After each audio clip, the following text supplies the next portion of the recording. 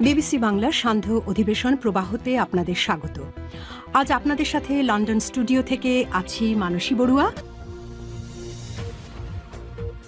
বাংলাদেশের সর্বশেষ গুরুত্বপূর্ণ আপডেট সংবাদে আপনাকে স্বাগত। শুরুতেই সংবাদ শিরোনাম, পরে বিস্তারিত।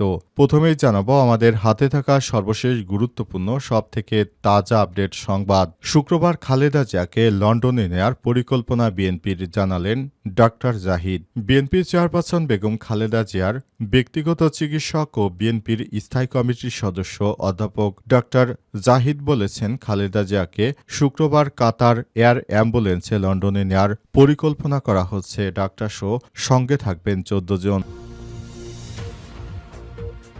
এরপর জানাবো খালেদা জিয়াকে নিতে ঢাকায় আসছেন জোবাইদা রহমান। বিএনপির ভারপ্রাপ্ত চেয়ারম্যান তারেক রহমানের স্ত্রী জোবাইদা রহমান ঢাকার উদ্দেশ্যে লন্ডন থেকে রওনা হবেন। সংকটাপন্ন অবস্থায় হাসপাতালে চিকিৎসাধীন বিএনপির চেয়ারপারসন খালেদা জিয়াকে উন্নত চিকিৎসার জন্য লন্ডন নিয়ে যাওয়ার প্রস্তুতি নেওয়া হচ্ছে। বিএনপির উচ্চ পর্যায়ের একাধিক সূত্র এসব কথা জানিয়েছে খবর বিবিসির।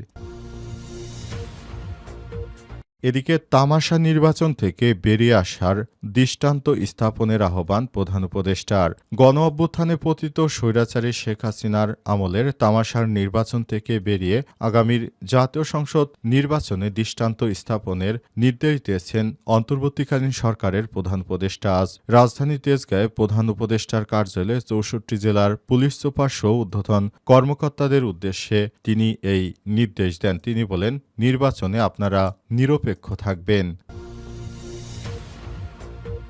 জানাবো চট্টগ্রাম বন্দর পরিচালনার চুক্তির প্রক্রিয়া নিয়ে দ্বিধাবিভক্তি নয়। চট্টগ্রাম বন্দরের নিউমোরিং কন্টেনার টার্মিনাল বা এনসিটি ব্যবস্থাপনা বিদেশি কোম্পানির হাতে দেওয়ার চুক্তির প্রক্রিয়া নিয়ে দ্বিধাবিভক্তি রায় দিয়েছে হাইকোর্ট। আজ বেলা 11টার দিকে জ্যেষ্ঠ বিচারপতি ফাতেমা নজিব এই চুক্তি প্রক্রিয়া অবৈধ ঘোষণা করেছেন। অন্যদিকে বেঞ্চের জুনিয়র বিচারপতি ফাতেমা আনোয়ার রিটটি খারিজ করে দেন। এখন নিয়ম অনুযায়ী প্রধান বিচারপতি বিষয়টি নিষ্পত্তির জন্য হাইকোর্টের আরেকটি বেঞ্চ গঠন করে দেবেন।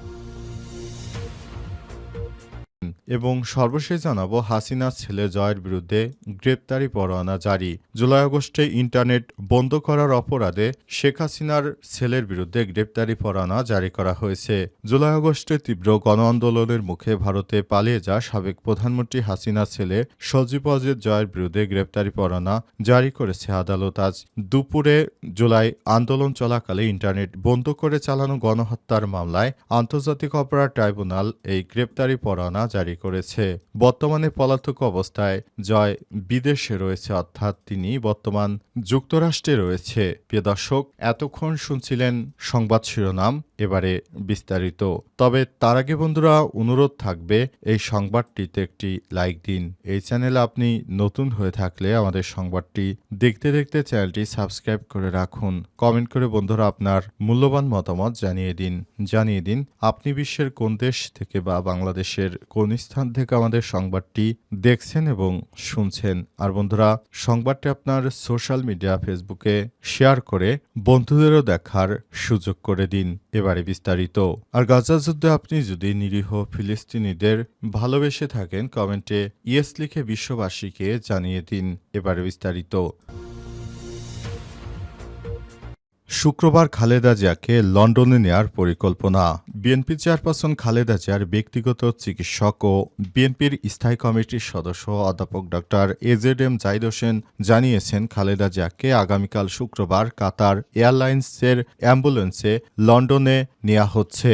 ডাক্তারসহ সঙ্গে থাকবেন 14 জন। বৃহস্পতিবার দুপুর 2টার দিকে রাজধানীর এবারকেয়ার হাসপাতালের সামনে সংবাদ সম্মেলনে সব কথা বলেন তিনি। এদিকে কাতারের আমিরও জানিয়েছেন, খালেদা জিয়াকে বিদেশে চিকিৎসার জন্য এয়ার অ্যাম্বুলেন্স পাঠাতে প্রস্তুত কাতার। এর আগে বিএনপির মহাসচিব মির্জা ফখরুল ইসলাম আলমগীর গত 29শে নভেম্বর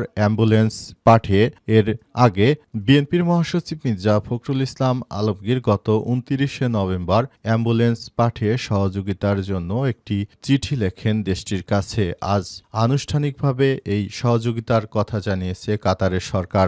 এর আগে কাতারের আমির জানিয়েছে, খালেদা জিয়াকে বিদেশে চিকিৎসার জন্য অ্যাম্বুলেন্স পাঠাতে প্রস্তুত কাতার। এর আগে বিএনপির মহাসচিব মির্জা ফখরুল ইসলাম আলমগীর গত ২৯শে নভেম্বর অ্যাম্বুলেন্স পাঠিয়ে সহযোগিতার জন্য চিঠি লেখেন। দেশটির কাছে আজ আনুষ্ঠানিকভাবে এই সহযোগিতা প্রদানের কথা জানিয়েছে কাতার।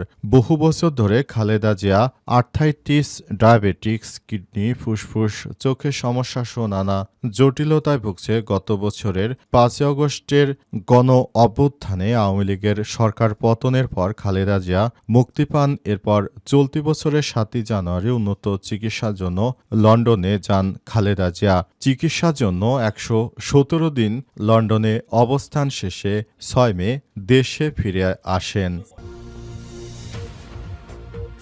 খালেদা জিয়াকে নিতে ঢাকায় আসছেন জোবাইদা রহমান।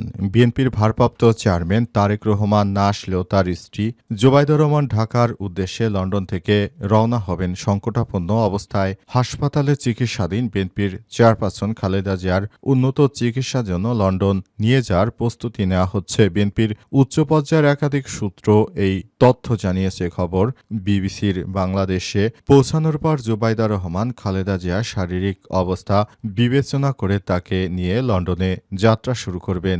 এদিকে বৃহস্পতিবার কাতার জানিয়েছে খালেদা জিয়াকে বিদেশে নিতে হলে এয়ার অ্যাম্বুলেন্স দিতে প্রস্তুত দেশটি।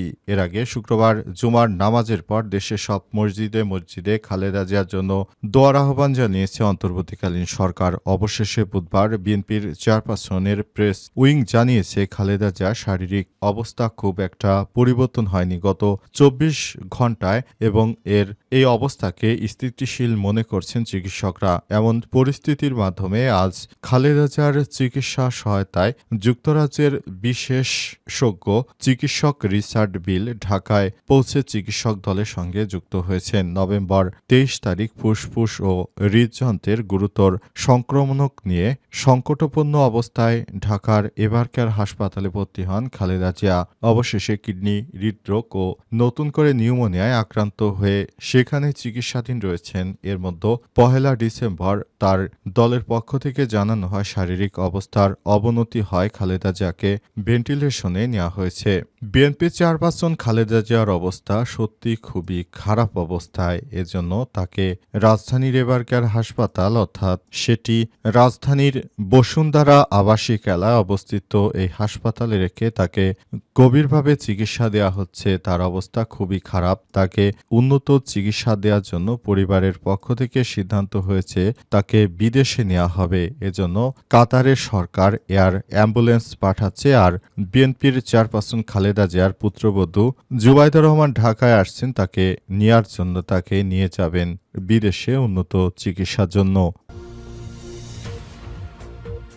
তামাশা নির্বাচন থেকে বেরিয়ে দৃষ্টান্ত স্থাপনের আহ্বান প্রধান উপদেষ্টার। গণঅভ্যুত্থানে পতিত শেখ হাসিনার আমলের তামাশার নির্বাচন থেকে বেরিয়ে এসে আগামী নির্বাচনে দৃষ্টান্ত স্থাপনের আহ্বান জানিয়েছেন প্রধান উপদেষ্টা অধ্যাপক ড মোহাম্মদ ইউনূস। রাজধানীর তেজগাঁয়ে প্রধান উপদেষ্টার কার্যালয়ে ৬৪ জেলা পুলিশ সুপার এবং তনূর্ধ্ব কর্মকর্তাদের উদ্দেশ্যে দেওয়া বক্তব্যে তিনি এই আহ্বান জানিয়েছেন।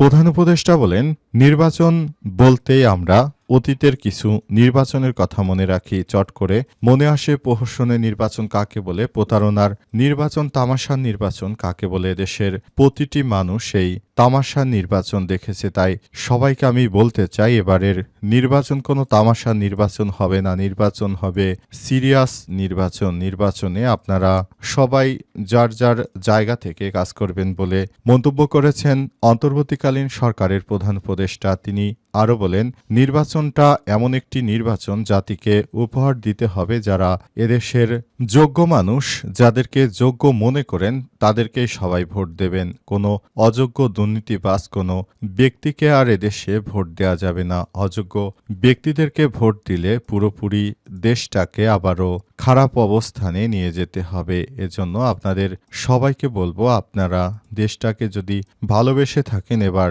নির্বাচনে পরীক্ষা দিন এবং এই নির্বাচনটা নিরপেক্ষভাবে দায়িত্ব পালন করুন বলে পুলিশ কর্মকর্তাদের নির্দেশ দিয়েছেন অন্তর্বর্তীকালীন সরকারের প্রধান উপদেষ্টা প্রফেসর ড মোহাম্মদ ইউনূস। চট্টগ্রাম বন্দর পরিচালনার চুক্তির প্রক্রিয়া নিয়ে দ্বিধা বিভক্ত। চট্টগ্রাম বন্দরে নিউমোরিং কন্টেনার টার্মিনাল বা এনসিটি ব্যবস্থাপনা বিদেশি কোম্পানির হাতে দেওয়ার চুক্তির প্রক্রিয়া নিয়ে দ্বিধাবিভক্তি রায় দিয়েছে হাইকোর্ট। আজ বৃহস্পতিবার বেলা ১১টার দিকে জ্যেষ্ঠ বিচারপতি ফাতেমা নজিব চুক্তির প্রক্রিয়া অবৈধ ঘোষণা করেছে। অন্যদিকে বেঞ্চের জুনিয়র বিচারপতি ফাতেমা আনোয়ার রিটটি খারিজ করে দিয়েছে। এখন নিয়ম অনুযায়ী প্রধান বিচারপতি বিষয়টি নিষ্পত্তির জন্য হাইকোর্টের আরেকটি বেঞ্চ গঠন করে দেবেন। গত ৩০শে জুলাই এনসিটি পরিচালনায় চট্টগ্রাম বন্দর কর্তৃপক্ষের বিদেশি কোম্পানির সঙ্গে চুক্তির চলমান প্রক্রিয়া কেন আইনগত কর্তৃত্ব বহির্ভূত ঘোষণা করা হবে না তা জানতে চেয়ে রুল দেন হাইকোর্ট।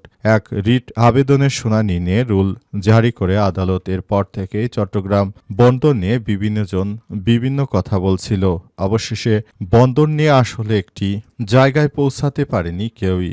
বন্দর নিয়ে দীর্ঘদিনের যে সমস্যা বাংলাদেশে, বিশেষ করে যেসব সিন্ডিকেটের কারণে এখন ওই বন্দরটি মূলত সঠিকভাবে এগিয়ে যেতে পারছে না, সেই বিষয়টি খুবই গুরুত্ব সহকারে দেখতে হবে। কারণ এই বিষয়গুলো যদি গুরুত্ব সহকারে না দেখা হয় তাহলে আগামীতে আসলে তারা যে ধরনের কর্মকাণ্ড করতে চায় সে বিষয়টি বাস্তবায়িত হবে না। যদি বন্দর এখনো এই দেশের মানুষের হাতে থাকে, এদেশে পণ্যের দাম কখনোই কমবে না, বরং দেশের অভ্যন্তরে সব জিনিসপত্রের দাম আরও বাড়তে থাকবে। তাই এই ব্যাপারে দেখা যাক আসলে কোন দিকে তারা সিদ্ধান্ত গ্রহণ করে, বিষয়টি এখনই স্পষ্টভাবে বলা যাচ্ছে না।